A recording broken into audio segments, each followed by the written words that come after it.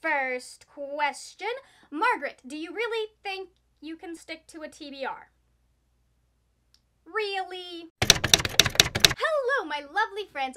Welcome back to my channel. Today, I am bringing the long-awaited, much-promised Fablen question and answer video. So those of you that have been here for at least the last couple of months are going to know that I have my own TBR game that I created. It's a role-playing kind of type game, sort of inspired by Dungeons and Dragons, and also super inspired by some of the stuff we did last year for the Avengers Initiative Reading Challenge. Some of the stuff that we were brainstorming when we were coming up for, I think it was either Infinity War or Endgame, kind of made some stuff click in my head, and I realized I wanted a TBR game where I could tell a story, and so we ended up with Fablen. And no, I was not obsessed with Dungeons and Dragons before I started doing this. I looked that up to try and figure out some of the mechanics of this, and then now I'm DMing my own campaign, so I figured it would be helpful to have one handy-dandy video where I compiled all of the questions that people have been asking me over the last couple of months and just put them in one place. I'll also try and get at some point a Google Doc set up with the answers to these questions as well, and then we can add to that as I go. The first question is, do I have to participate every month? The answer to that is no. Basically, the way that I envisioned Fablen was that people could take the mechanics that I built and they could use that over whatever period of time they wanted. If you are someone who doesn't really do monthly TBRs, but you do quarterly TBRs, you can use Fablen to do that. I do TBRs every month, which is why all of this stuff is kind of centered around doing TBRs on a monthly basis, but you can take monthly and like sub it out for whatever duration you want to do. There isn't a specific time limit that you need to use unless you want to put those parameters on yourself. So the next couple of questions that I see kind of go together: can mood readers play? And then also, do I have to set or stick to my TBR? So the answer there is you do not have to set a TBR. You do not have to have a TBR that you stick to. The only thing that you have to like participate in Fablen is you need those character traits and you need to pull quests every month. If you're a mood reader or you're someone who has a lot of different projects going along and you just kind of want to see if you can read stuff through the month that fits that, go ahead and do that. Like, you don't have to set the TBR. You'll hear me talk about like a set TBR because that's how I'm playing. I'll set my TBR at the beginning of the month, and then I am trying my best to stick to that TBR throughout the month to make sure that I'm reading all of those books and I don't end up with books that are in like 7 different TBRs like Ruin and Rising, which I still have not finished, so. If you are a mood reader, there are a couple of things that I have built in there. First off, you can just skip the alignment portion, just say you're unaligned, which means you don't have to have a TBR whatsoever. You can also, there are also some stuff that I'll talk about a little bit later in regards to Questmore, because depending on whether you have a set TBR or you're a mood reader, you're going to approach that a little bit differently. The next question that we need to talk about is, can prompts be combined? The official ruling is you can combine the character trait prompts. So the species, your magical ability, your occupation, and your weapon, those can all be combined. And some of them you would even need to, like for the Chosen One or the Thief, since you only have to read 2 and 3 books respectively, you're not going to get all 4 character trait prompts in that number of books. So for example, if you are an elf, which means you need to read 1 fantasy book a month, and you have a sword, which means that you need to read 1 new release every month, you can read a new fantasy book and that will satisfy both with no problem. However, when it comes to quests, those cannot be combined unless you have a specific trait that allows you to. I believe there is an animal companion that allows you to combine quests, and then I know there are a couple of alignments that allow you to use 1 book to complete more than 1 quest. So the next couple of questions kind of go together, which are, do we use the same quests every month, and do you have to eliminate completed quests? No, you do not. That is how I personally am playing. I draw a quest from here, and then I do not have to face that quest again. But if you find yourself going, you know, there are a couple on here that, you know, I wouldn't mind repeating some of these quests to help me get through my TBR, go ahead, you can do that. I will be adding as we go, like as we get towards the end of the month, I will add a few more quests so I have a little bit more variety in here and I don't run out of any. And also the way I'm playing is, if I do not complete the quest, that goes back into the jar. So I only have 1 month to complete the quest.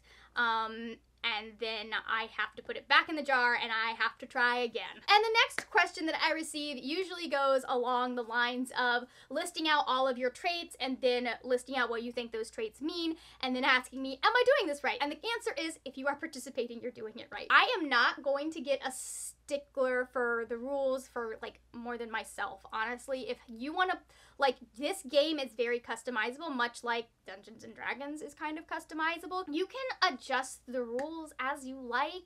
For example, if you're looking at the species traits and you notice, like, you're like, I'm not interested at all in reading any sort of kids lit, you can replace that with another genre. You don't have to stick with what I have put in there. I just put in what I am doing and then made it available to y'all. The next question that I think possibly is the one that I receive the most often is, can you explain how passing/failing consequence rolls works again? I'm going to use, whoops, I'm going to drop my dice on the floor is what I'm going to do apparently. This is a D20. As the name suggests, it has 20 sides to it. This is probably the mechanic that I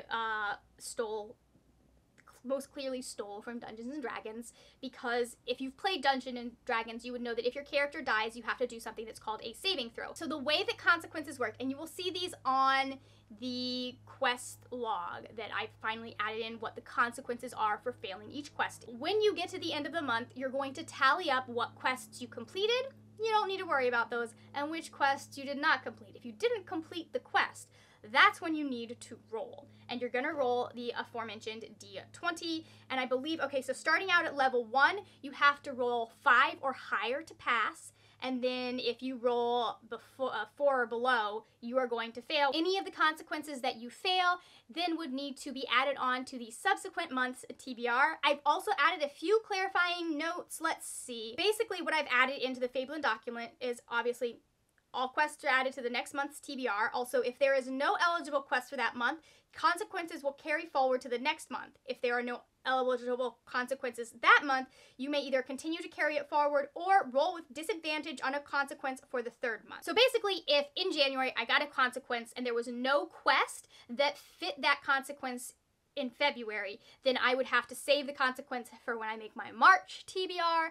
And then in March, if there is no quest that fit that I can add that consequence onto, I can either choose to continue carrying it forward, so it would go on to April, May, June. If I didn't want to carry it forward to April, when I am doing my consequences for March, I would then, for one of the consequences, I would roll twice and I would take whatever the lower number was. That is what rolling with disadvantage is. Rolling with advantage, for those that do not play D&D, means that you roll twice and you take the higher number. Another thing that I want to point out that I added was that unless otherwise stated, once a consequence has been applied, it does not carry forward, even if that quest also ends up unfinished. And the final note that I will add is that consequences can be stacked when applicable. And then the final question that we're gonna go over is, what counts as a TBR for Questmore? So, I am still making stuff up. If you hadn't noticed, I did change a couple of things already for Questmore that are like the requirements, but there are 2 different ways to approach Questmore. If you are like me and you set a TBR every month, you are going to use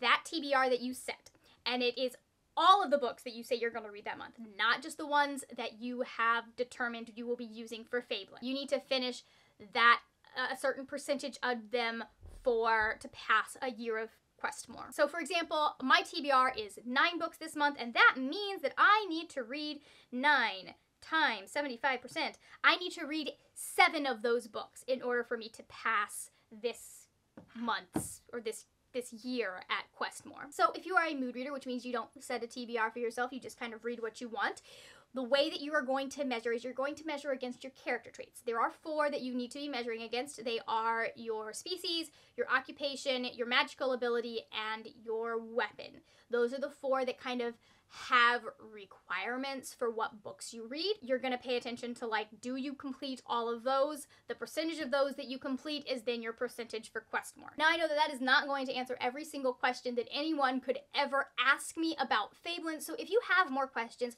go ahead, feel free to leave those in the comments. I would be more than happy to answer those questions for you, help provide a little bit of guidance, clear up anything that seems weird to you or you're not quite sure you're understanding. If you are not feeling chatty, but you still want to let me know that you watched to the end of the video, go ahead and leave me a little question mark emoji in the comments. Thank you so much for watching. If you enjoyed this video, please give it a thumbs up. Also, if you enjoyed this video, I will have other videos over here. You can check out more about Fablen up here, and then I will have whatever the newest video on my channel is right down here.